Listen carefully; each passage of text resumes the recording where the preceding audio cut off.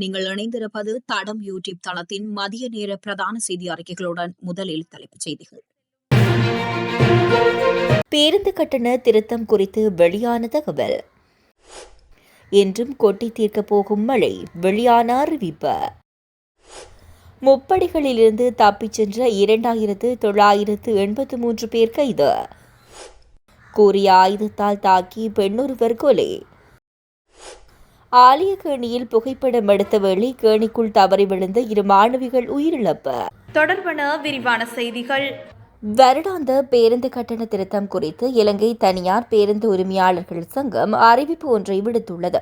அதன்படி ஜூலை மாதம் நடைமுறைப்படுத்த திட்டமிடப்பட்டிருந்த பேருந்து கட்டண திருத்தம் ஆகஸ்ட் மாதம் வரை ஒத்திவைக்க தீர்மானித்துள்ளதாக அந்த சங்கம் தெரிவித்துள்ளது.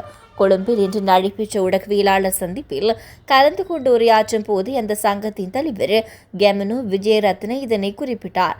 தற்போதைய சூழ்நிலையை கருத்தில் கொண்டு ஜூலை மாதத்தில் பேருந்து கட்டணங்களை திருத்துவது நடைமுறைக்கு சாத்தியமில்லை என்றும் அவர் மேலும் சுட்டிக்காட்டினார்.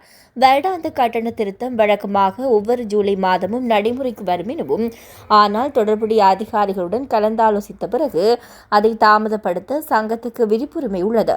ஒரு சங்கமாக பொறுப்பான அமைச்சர்களுடன் கலந்துரையாடியதைத் தொடர்ந்து கட்டண திருத்தங்களை நாங்கள் முன்னர் ஒத்திவைத்துள்ளதாகவும், இந்த முடிவு தொடர்பாக மற்ற பேருந்து சங்கங்களுடன் எதிர்வரும் வாரங்களில் கலந்துரையாடல்களை நடத்தவும் திட்டமிடப்பட்டுள்ளதாக அவர் மேலும் தெரிவித்தார். இதேவேளை மாதாந்த எரிபொருள் விலை திருத்தம் இந்த மாதம் மேற்கொள்ளப்படவில்லை என்பதுடன் மே மாத விலை திருத்தமே தொடர்ந்தும் நடைமுறைப்படுத்தப்படுகின்றமை குறிப்பிடத்தக்கது. நாட்டின் பல பகுதிகளில் இன்று மழை பெய்யும் சாத்தியம் காணப்படுவதாக வளிமண்டலவியல் திணைக்களம் தெரிவித்துள்ளது.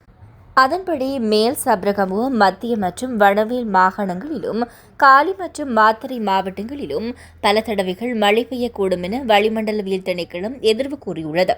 மேலும் ஓவா மாகாணத்திலும் அம்பாறை மற்றும் மட்டக்களப்பு மாவட்டத்திலும் சில இடங்களில் மாலை அல்லது இரவில் மழை அல்லது இடியுடன் கூடிய மழை பெய்யக்கூடும்.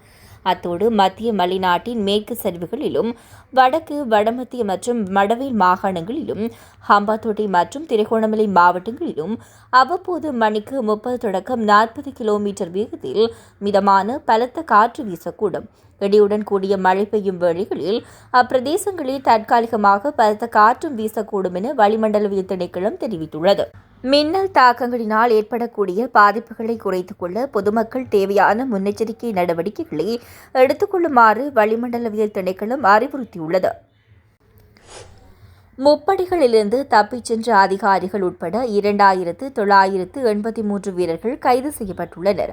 கடந்த பிப்ரவரி 22 முதல் மே 30 வரை முன்னெடுக்கப்பட்ட விசேட நடவடிக்கைகளில் இவர்கள் கைது செய்யப்பட்டதாக பாதுகாப்பு அமைச்சு தெரிவித்துள்ளது.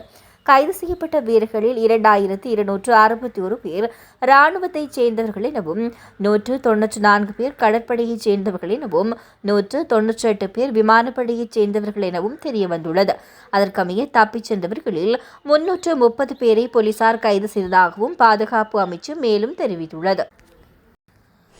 ரம்புகனை கப்பல பிரதேசத்தில் உள்ள காணியொன்றில் வைத்து கூறிய ஆயுதத்தால் தாக்கி பெண்ணொருவர் கொலை செய்யப்பட்டுள்ளார்.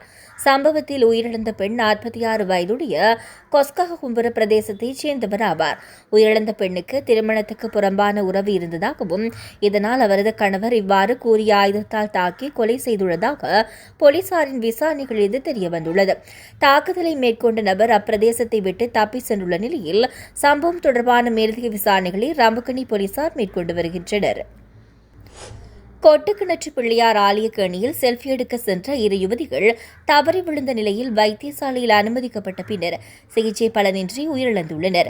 குறித்த பகுதியில் இன்றைய தினம் செல்ஃபி எடுக்க சென்ற 2 யுவதிகள் தவறி விழுந்துள்ளனர்.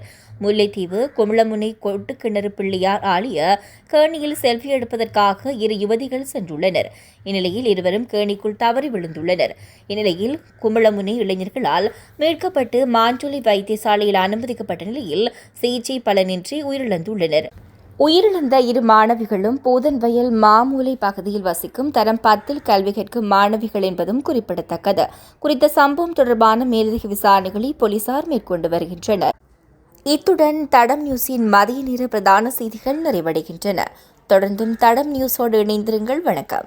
இதுபோன்ற செய்திகளை தெரிந்து கொள்ள தடம் நியூஸ் சேனலை சப்ஸ்கிரைப் செய்து அருகிலுள்ள பெல் பட்டனை கிளிக் செய்யுங்கள்.